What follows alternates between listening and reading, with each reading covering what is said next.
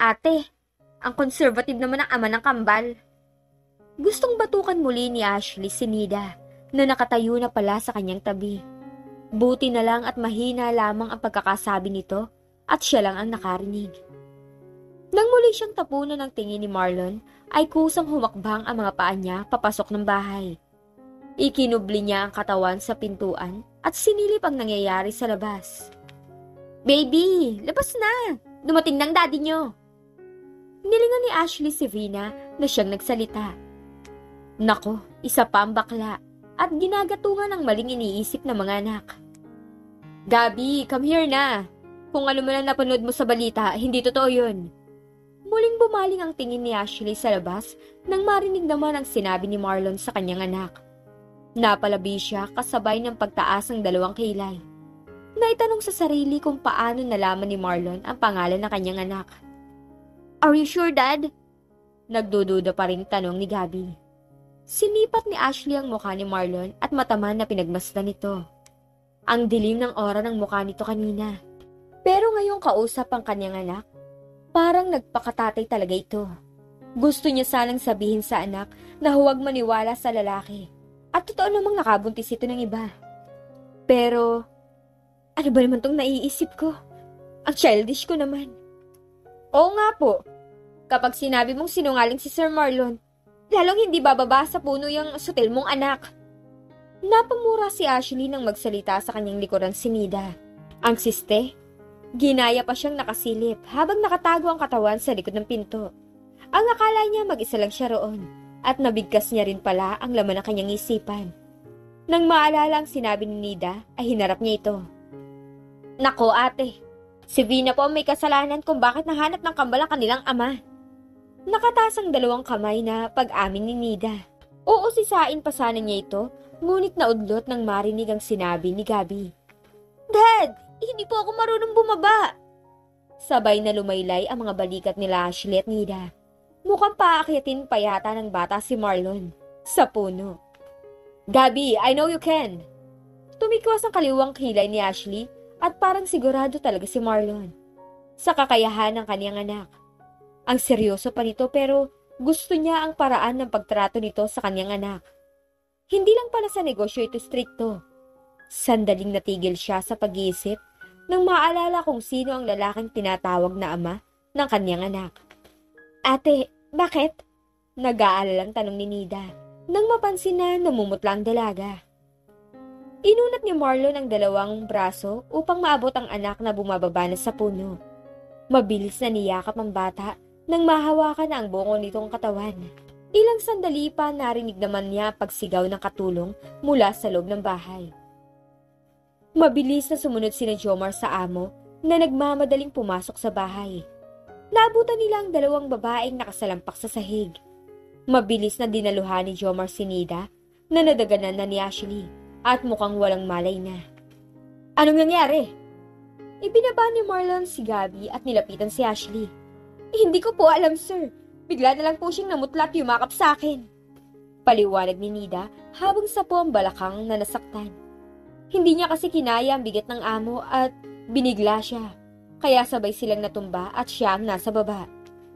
Mom, sorry po! Hindi na po ako uulit! Umiyak na yumakap si Gabi sa ina at natakot.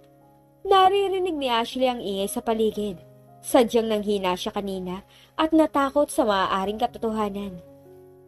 Hindi lang buhay niya ang apektado kapag nagkatotoo. Naramdaman niyang may bumuhat sa kanya. Nang maamoy ang pabango nito, lalo lamang siyang nanghina. Yun ang amoy na hinding-hindi niya makakalimutan ng gabing yun. Nako, Mr. Marlon, pasensya na talaga at magulo tong pamilya mo. Pero, pwede bang makaabala pa ng isa? Nahihiyang pakiusap ni Vina sa binata.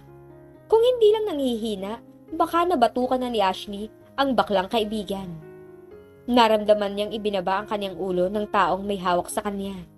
Ang katawan niya nakahiga na sa mahabang sofa. Where is he? Tanong ni Marlon. Sinamahan ni Vina ang binata hanggang sa silid ni Jello. Papi, I want Dad! Umiiyak pa rin na sigaw ni Jello. Ako tinatawag niyang Papi. Paliwanag ni Vina nang tumingin sa kanyang binata. Jello, Daddy's here. Please open the door. Parang gusto muling himatayin ni Ashley nang marinig ang malambing na tinig ni Marlon, habang kausap naman si Jello. Parang alam na nito kung paano kausapin ang kambal. Ate, huwag ka nang mawala ng ulirat at natatakot ang kambal.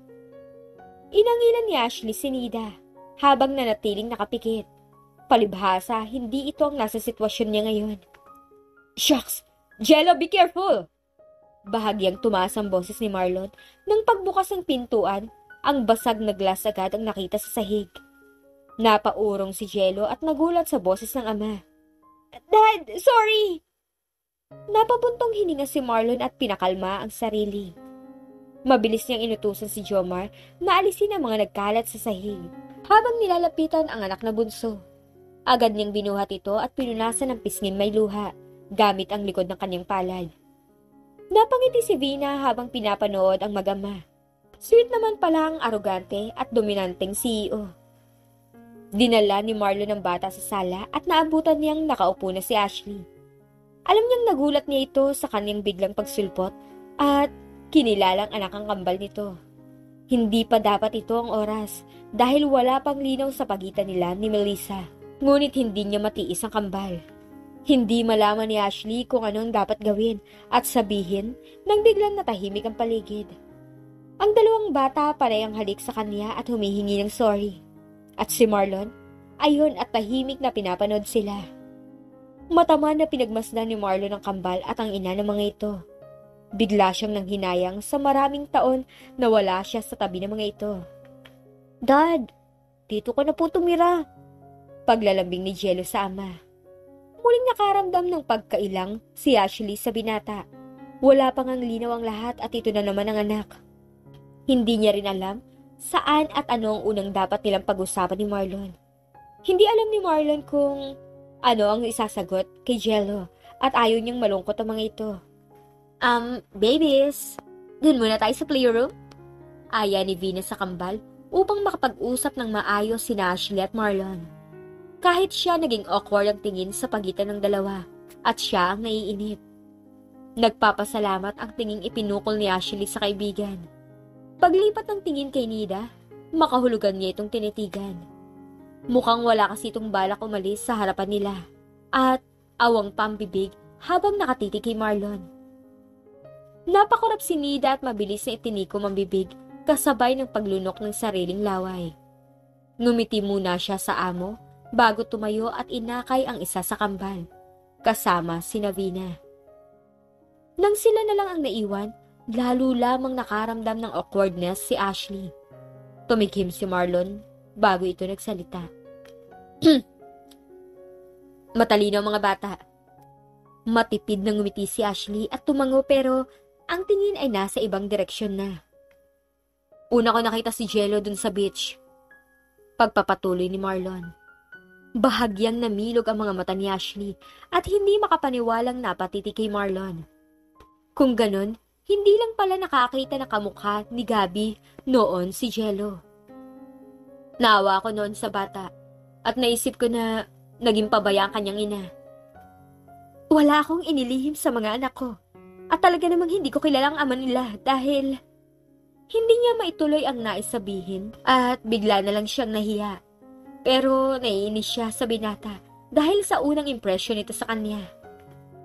Ikalawa naming pagkikita sa restaurant. Napalabi si Ashley. Hindi na niya alam ang tungkol doon. Nang makita ko si Gabi, nagkaroon na rin ako ng kutob. Kaya pinaimbestigahan ko ang kanilang pagkatao. Napasimangot naman ngayon si Ashley pero hindi magawang maisatinig ang laman ng kanyang isipan. Ako may gusto na huwag nung muna nilang ipaalam sa iyo ang tungkol sa akin. Hindi dahil sa ayaw mo ako makilala, kundi dahil naging komplikado pang sitwasyon. Alam mo naman na umalis ako ng bansa at marami akong lihim na kaaway sa kumpanya. Paliwanag ni Marlon nang mabasa ang nasa isip ng dalaga. Di ko mabibig na tumango si Ashley. Naging malinaw na sa kanyang lahat. Ang kailangan na lang niyang marinig ay ang panig ni Lavina at Nida mamaya. Nandito na rin lang ito, kaya pag-usapan na natin ang lahat. Alam kong madadawit ka sa gulong kinasangkutan ko ngayon kapag nalaman ang tungkol sa kambal. Hindi mo man lang ba muna ipapa-DNA test ang kambal? Naitanong ni Ashley. Alam kong ako ang nakauna sa iyo ng gabing yun. Namula ang pisngi ni Ashley dahil sobrang prangka ng binata. Isa pa, kita naman ang ebidensya na malakas ang dugo kong nananalaytay sa ugat ng kambal. Himig nagyayabang na ang tono ni Marlon. Ikaw ang bahala, pero gusto ko lang malaman mo na hindi ako naghahabol sa'yo, tulad sa ginagawa ng pinsan ko ngayon. Bahagyang umangat ang sulok ng labi ni Marlon habang nakatitig sa dalaga. Ramdam niyang ayaw nitong mapadikit sa kanya dahil sa pinsan nito. Pinaghihinalaan pa naman niya ito noon na talagang plano nitong magpabuntis sa kanya. Ang kambal lamang ang may gustong mahanap ka. Sa karapatan sa kanila, hindi kita pagbabawalan. Pero ayokong magulo ang buhay nila dahil sa status mo ngayon. Seryoso at prangka na rin si Ashley. Magkasundo tayo sa bagay na yan. Sa ngayon, ayoko matuklasan ng ibang tungkol sa pagkatao ng kambal. Gusto ko munang ayusin ang nasa pagitan namin ni Melissa bago ipakilala ang kambal sa publiko. Nakahinga ng maluwag si Ashley. Ang akala niya ay magkakaroon pa sila ng problema pagdating sa custody ng mga bata. Kaya lang, kailangan niyo lumipat sa mas ligtas na lugar. Ha? Wala sa sariling nabigkas ni Ashley. May taong lihim na sumusunod sa bawat galaw ko, kaya hindi malabong matuklasan agad nilang tungkol sa kambal. Nakakaunawang tumango si Ashley at nakaramdam din ng kaba para sa mga anak. Makulit pa naman ang mga bata. Ngayong nahanap na ang ama, paniguradong hahanapin lagi ng mga ito ang lalaki. May bahay ako sa isang exclusive subdivision na pag-aari ko rin. Doon nakakasiguro ako ligtas sila. Sumang-ayon naman si Ashley para sa kaligtasan ng mga anak. Ayaw rin naman niyang malaman muna ng pamilya ang tungkol kay Marlon. Hahayaan niyang ang binata ang umayos sa pagitan ng mga ito. Kung pakakasalan nito si Melissa, wala namang magiging problema sa kanya. Basta hindi pagdamutan ng pagmamahal at atensyon ang kanyang mga anak. Marami pa sana silang pag-uusapan ngunit tinatawag siya ni Vina. Sabay silang napatayo ni Marlon at pumunta sa playroom. Napansin niya agad na pinupunasan ni Nida ng towel si Jello. What's wrong? Tanong ni Marlon nang mapansin ng bata na matamlay. May sinat po siya, sir. Hindi na nagawang lapitan ni Ashley ang anak at nauna na itong buhati ni Marlon. Parang hindi ito galing sa malubhang sakit at hindi ininda ang bigat ng anak. Well, kahit siya kanina, kinaya nitong buhatin at inilipat sa sofa. Girl, hindi mo ba susundan ang mag-ama mo? Pukaw ni Vina sa mukhang natulala ng kaibigan. Napakurap si Ashley at nagulat pa nang makita sa harapan si Vina. Siya naman yata ang magkaka-amnesia dahil sa mga nangyayari. Si Vina at Nida sa kusina na dumiretso at naghanda ng pagkain para sa hapunan. Daddy, I'm sick. Naglalambing na sabi ni Jello habang mahigpit na nakayakap sa leeg ng ama. Ganyan siya kapag umiyak ng husto. Nagkakalagnat. Paliwanag ni Ashley nang makalapit sa dalawa. Mabilis na sumampa na rin si Gabby sa kama kung nasa ng kakambal. Patatawag ako ng doktor, sabi ni Marlon habang hinahaplos ang noo ng anak. Daddy, me too. Please stay with us tonight. Napailing si Ashley nang marinig ang sinabi ni Gabby. Pinapungay pa nito ang mga mata. Umaaktong may sakit din. Alright, but promise me na hindi nyo na ulitin ang ginawa nyo, okay? Mabilis at magkasabay na tumango ang dalawa sa ama. At huwag basta naniniwala sa napapanood sa balita. Muling tumango ang dalawa. Natuwa si Ashley at nagkakasundo ang tatlo. Pero bigla siyang namroblema kung saan patutulugin si Marlon. Ang silid kasi ni Gabby, pambata lang talaga ang kama nito. Sa sala naman, hindi ganun kalaki at mahaba ang sofa. Sa laki at tangkad ni Marlon, hindi ito magkakasya ron. Oras ng pagtulog. Napagitnaan nila Ashley at Marlon, si Jello. Madaling nakatulog ang bata. Hindi katulad ni Ashley. Mukhang naninigas na siya sa kinahihigaan at pinakikiramdaman si Marlon. Nanatili lang siyang nakapikit at kinakabahan. Ano ba kinakatakot mo? Batikos ni Ashley sa sarili. Good night. Napamulot ng mga mata si Ashley nang marinig ang malagom na boses ng binata. Nakatagilid siya ng higa paharap sa binata dahil kailangang nakayakap ang isang kamay niya sa anak. Pareho sila ng posisyon ng binata at halos magdikit na ang kanilang mga kamay. Nakahinga siya ng maluwag dahil nakapikit na rin ang binata. "Matulog ka na, ako nang bahala magpainom ng gamot sa bata," sabi ni Marlon at nanatiling nakapikit ang mga mata. "Salamat." Mabilis siyang tumagilid patalikod sa anak at sa binata. Ilang minuto pa ang pinalipas ni Marlon bago gumalaw sa kinahihigaan. Nang masigurong tulog na rin si Ashley ay bumangon siya. Pinakatitigan ang mag-inang natutulog. Hanggang ngayon, hindi niya akalaing nakabuo siya ng kambal sa isang gabing pagkawala sa sarili. Tiningnan niya ang orasan. 1 oras pa bago painumin muli ng gamot ang anak. Hindi rin siya inaantok kaya binuksan na lamang ang dalang laptop upang tingnan ang mga emails. Hindi pa siya tapos sa ginagawa, muling nagising ang bata. "Dad?" Mabilis na lumapit si Marlon sa anak at sinalat ang noo nito. Mukhang nanaginip ito at hinahanap siya. Napabuntong hininga si Marlon. Hindi niya lubos maisip ang ilang taon na pangungulila ng mga anak sa kanya. Nagpasalamat siya at hindi tumigil ang mga ito sa paghahanap sa kanya, kahit na walang mapagkilanlan. "Daddy, please, don't leave us!" Muling bulong ni Jello habang nangangapa ang mga kamay. "I'm here, baby," sabi ni Marlon kasabay ng paghalik sa noo ng bata. Napangiti si Marlon ng matahimik na ang anak at muling nahimbing sa pagtulog. Pinalipas niya pa ang maraming minuto bago nagpasyang painumin na ito ng gamot. Naawa siya rito at mukhang napilitan lamang uminom at nanatiling nakapikit pa ang mga mata. Mabuti at hindi na ito nag-ingay, kaya hindi nagising ang ina nito. Matapos mapainom, hindi na ito bumitaw sa kanya, kaya napilitan siyang humiga na rin sa tabi nito. Kinabukasan, nagising si Ashley na may araw na. Muling naipikit ang mga mata at inunat ang 2 braso. Ang tangkang paghikab ay naudlot nang biglang may humapit sa kanyang bewang. Alam niyang laging nakayakap sa kanya si Jello sa pagtulog. Pero ang kabigin siya, agad niyang naimulat ang mga mata kasabay ng paghawak sa brasong nakadantay sa kanyang tiyan. Bigla siyang nanigas ng makapang malaki yun at medyo mabalbon. Parang slow motion na pumaling ang kanyang ulo pakaliwa, sa takot na magising ang taong nasa kanyang tabi. "Ano? Bakit nasa tabi ko na siya?" Naitanong ni Ashley sa sarili at nautal pa nang malingunan ang natutulog na binata. Nakagat ni Ashley ang loob ng ibabang labi at ramdam ang kabog ng dibdib. Kahit natutulog ang binata, ay nagsusumigaw pa rin ang tapang sa ora ng pagkatao nito. Hindi niya mapigilan ang sariling titigan ng mukha ng binata. Ang gwapo talaga nito at bumagay ang mapangang mukha sa matangos na ilong. Makapal din ang kilay nito at tama lamang ang haba ng pilik mata.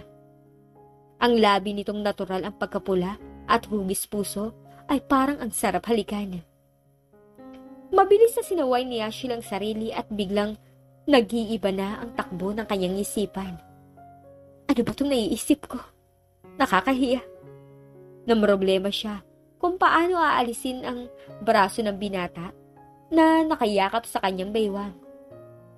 Bahagyang inangat ang ulo at hinanap ang anak, ngunit wala ang bata sa kama at mukhang maagang nagising. Muling hinawakan ni Ashley ang braso ni Marlon at dahan-dahang itinaas upang makawala na rito. Ngunit, hindi pa man lang niya naiaangat ng gusto, ay gumalaw na ito. Pigil hininga naman siya, at mahinang napasinghap nang hapitin na naman siya nito. At sa pagkakataong to, napasubsob na siya sa matigas nitong dibdib. Pakiramdam ni Ashley ay sandaling tumigil sa pag-inog ang kanyang mundo, nang malanghap ang manly na amoy ng binata. Kuya, I told you, tulog pa sina Mommy at Daddy. Nanlaki ang mga mata ni Ashley nang marinig ang tinig ni Jello. Hindi niya magawang gumalaw. Nahihiya siya bigla sa mga anak. Baka isipin ng mga ito na siya ang yumakap sa ama ng mga ito. Nagising si Marlon sa ingay ng kambal. Pagmulat niya ng mga mata, ang mukha ni Jello ang bumungad sa kanya. Napangiti siya at maingat pa nitong sinisilip ang mukha ng ina na nakasubsob sa kanyang dibdib. "Good morning, Dad!"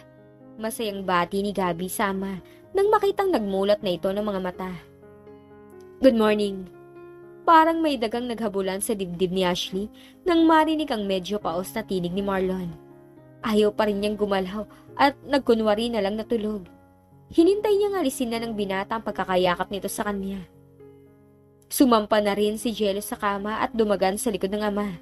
"Dad, I'm so happy kasi nakahaga kay Mami." "Shh! Baka magising ang mami niyo." Saway ni Marlon sa dalawa at dahan-dahang inalis ang brasong nakadantay sa bewang ng dalaga. Hindi niya sinasadyang mapayakap sa dalaga at alam niyang maiilang ito kapag nagising ito sa ganong posisyon. Sakalang nakahinga ng maluwag si Ashley nang wala na sa tabi si Marlon. Naramdaman niya itong bumaba sa kama kasama ang dalawa. Mabuti at nakatulog ang lalaki na hindi nakapagpalit ng damit. Wala rin kasi siyang mapapahiram dito. Ito na nga kaya ang simula ng pagsasama ng buong pamilya?